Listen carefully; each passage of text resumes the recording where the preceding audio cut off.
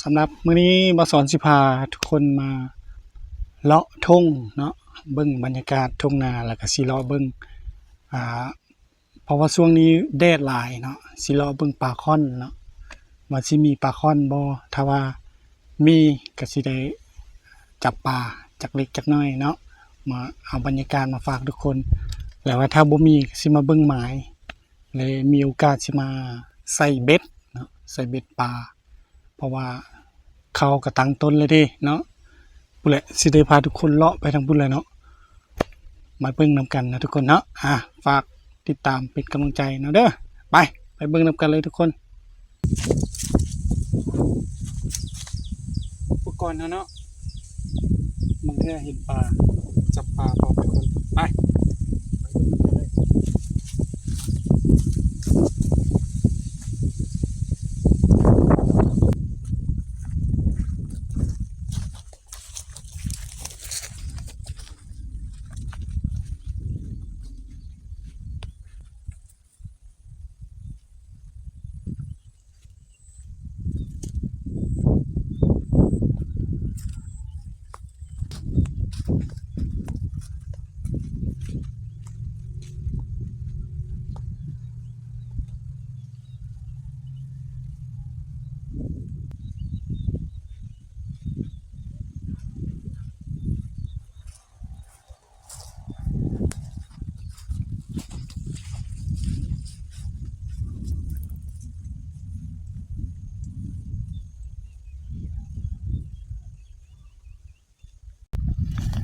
เนาะทุกคนเนาะเลาะไปเรื่อยๆเฮานะ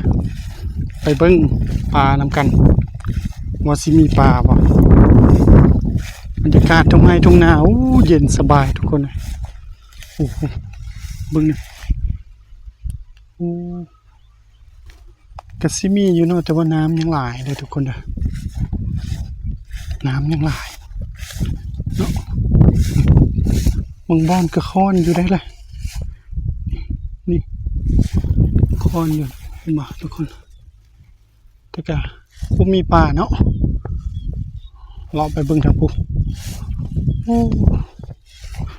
เขียวกระจีเนาะทุกคนเนาะไปเรื่อยๆน้ำยังหลายเนาะน้ำยังหลายเพิ่นยังหลาย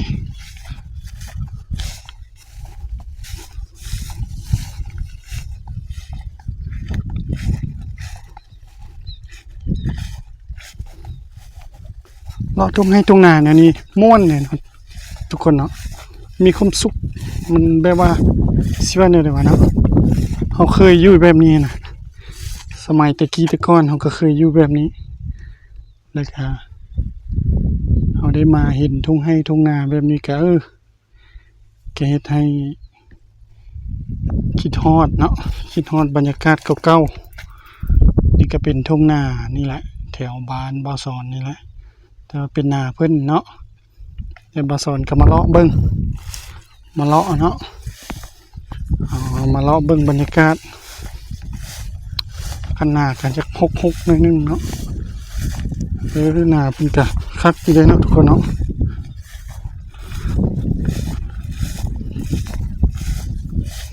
เนี่ยสิเบิ่งบรรยากาศทางหน้านี่เนาะสิประมาณนี้แหละเนาะแดดร้อนเนาะใครแต่ว่าเอากุ๊บมาตัวนี้เป็นหนองปลาเพิ่นคือสิมีปลาหลายเนาะมาใส่เบ็ดเพิ่นก็น่าจะบ่ให้ใส่ที่เนาะแต่เฮาก็เลาะไปเนาะเลาะไปเรื่อยๆน้ำก็ยังหลายอยู่น้ำนะปลาน้อยนี่ทุกคนปลานี่มีอยู่นี่แต่ว่ามันคือตายแบบนี้เห็นบ่นี่ทุกคนเห็นบ่นี่เนาะเบิ่งบ่สอนสิลงไปจับมันก่อนมันเป็นอะไรมันตายฮ้อนบ่รู้ว่ามันตายเบิ่งปลามันเป็นอะไรเน่าแล้วบ่นี่เป็นกินอยู่บ่เนาะทุกคนเนาะบ่สอนสิได้เก็บออก ก็บปลาเนาะทุกคนเนาะมันคือยังบ่ได้เน่าดอกนี่อ่ะเมื่อกี้นี้บ่ได้ถ่ายให้เบิ่งเนาะเพราะว่ากล้องมันดับโทรศัพท์ดับเนาะนี่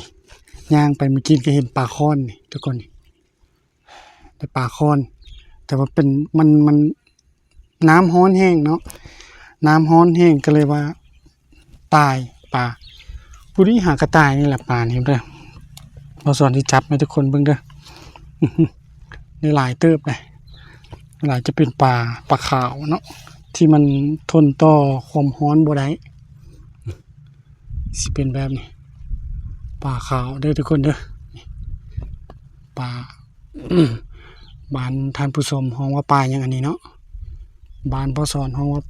ปลาขี้รามเนาะปลาขี้รามน้อยปลาขี้รามน้อยนี่มีหลายเนาะแต่ว่ามันทนความร้อนบ่ได้ดอกปลาจำพวกนี้เนาะผู้ดีย่างมาเห็นมันขาวสลาดเลยเนาะบ่สอนถ่ายบ่ได้ผู้ดีโทรศัพท์ดับคือเลยบ่ได้ถ่ายให้ทุกคนเบิ่งมีแต่ว่าสิเลาะพาทุกคนเลาะไปเบิ่งอีกเนาะเลาะไปเบิ่งทางพุ้นแจพุ้นนำเนาะน้ำแล้วมันยังหลายเนาะยังหลายอยู่แต่ว่า คือว่าแหละป่าบนนี้ขึ้นมาหาดำนาแล้วเข้าติดเลยผู้ดีแรงสะก้อนแดดได้เป็นอาทิตย์เลยน้ำนาก็เลยแห้งเนาะทุกคนเนาะบ่สอนก็เลยมาเลาะถือโอกาสมาเลาะเบิ่งแต่ว่าคันมีป่านี่มาใส่เบ็ดนิ้วคักเนาะคักขนาดถ้าว่ามีป่านี่เอาป่าบ่มีดอกมีก็บ่หลายปีนี้เพราะว่าน้ำบ่ได้ท่วมเลยมีแต่ฝนช่วงเพิ่นสิดำนาหั่นเนาะสิดำนาในนึงฝนบัดดำนาแล้วก็ฝนมาอีกระยะนึงแล้วก็ฝนก็ทิ้งช่วงเลยจนหมดปัจจุบันนี้เป็นทิศเลยได้เนาะทิศปลายเลยน้ำนาก็แห้งก็เลยว่ามาเลาะเบิ่งนี่หมานอยู่ทุกคนเลยได้น้อยนึงเก่าเนาะเดี๋ยวเราไปเลาะเบิ่งอีกหวังว่าสิมีอีกคันพบปลาคอจักน้อยเนาะเห็นปลาคอตัวนึงอยู่ในนี้เนาะซ้ำนี้แหละ ซ้ำปูมือเลยเนาะยังบ่ได้ใหญ่ป่ายังน้อยอยู่นะป่าหาก็ใหญ่นี่แต่ว่าบรรยากาศได้ทุกคนเลยเย็นสบายถือว่ามันสิแดดก็เย็นเนาะมีกรุ๊ป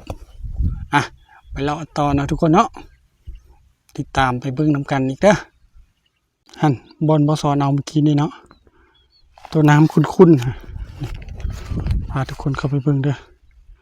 น้ำคุ้นๆนะบัดนี้เอาสิเลาะไปทางพุ่นบัดนี้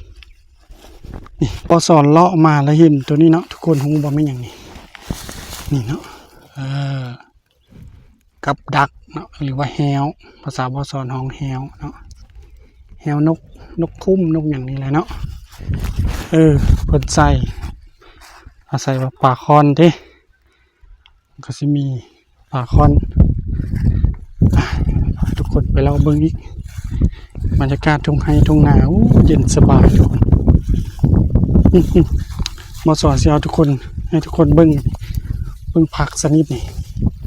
งูบ่นี่ทุกคนผักอย่างนี้เนาะมันมักมีอยู่ตามให้หน้าดอกเนาะผักอันนี้เนาะบ้านสอนห้องว่าผักอีหินเนาะผักแว่นผักอีหินอะไรเนาะมีหลายได้สมัยตะกี้เนาะสมัยตะกี้มันมีหลายแต่ว่าเดี๋ยวนี้มันจะเป็นอย่างโบมันดับไปหมดแน่แล้วเนาะนี่ก็เป็นปลาค่อนแต่ว่าน้ำแห้งค่อนตายหมดเลยปลาซิวน้อย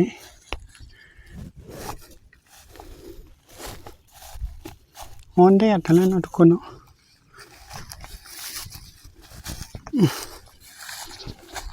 นั่นแหละแต่กับเพื่อนทุกคนทุกคนเลาะ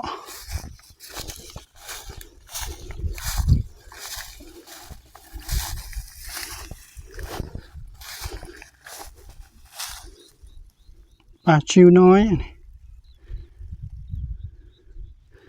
ปลาซิวน้อย อีหินเห็นบ่นี่ทุกคนนี่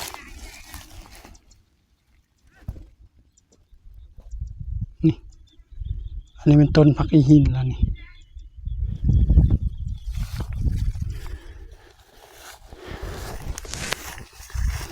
โดยรวมกับเข้าปีนี้นี่งามเลยเนาะเข้านาเพิ่นปีนี้งามเลยโดยรวมกันทำยิดบอสอนว่าสิมาเลาะเบิ่งไม้วันจะมาใส่เบ็ดคันนะใส่เบ็ดปักเบ็ดคันนะแต่ว่าที่จริงมันบ่ได้ฮ้อนยามมันจักน้อยพุ่นเพื่อปีนี้บังเอิญสวัสดิ์แรงไวฝนหยุดตกไวเนาะหยุดตกไวก็เฮ็ดให้น้ำมันบ่มาแน่นอนเลยเนาะถ้าว่าน้ำบ่มาป่าก็บ่ขึ้นป่ายังบ่ได้ขึ้นหลายซ้ำเนาะน้ำมากับป่าขึ้นกันมันก็สิพอได้ใช้อยู่ดอกเนาะส่วนหลายมันปูกระปูนี่หลายแจนี่มีแต่กระปูให้นี่มันเป็นให้หนองให้นาหนองงามเลยนี่กกบักใหญ่เนาะบรรยากาศโดยรวมก็สิประมาณนี้เนาะทุ่งไร่ทุ่งนาแถวนี้นะทุกคนเนาะ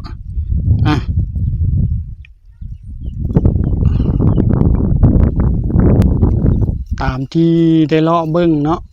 สังเกตเบิ่งบ่มีปลาทุกคนนี่ก็สิได้ซ้ำนี้ละปลาในมื้อนี้ได้แต่ซ้ำนี้แหละ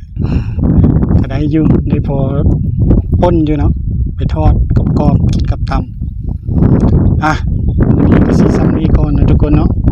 เพราะว่าโทรศัพท์บ่เป็นแล้วบันทึกไปได้ประมาณนาทีนึงแล้วดับเพราะว่ามันอยู่กลางแจ้งเด้มันโทรศัพท์มันบ่เหมาะสมแก่การถ่ายวิดีโอปานใด ก็เลยว่า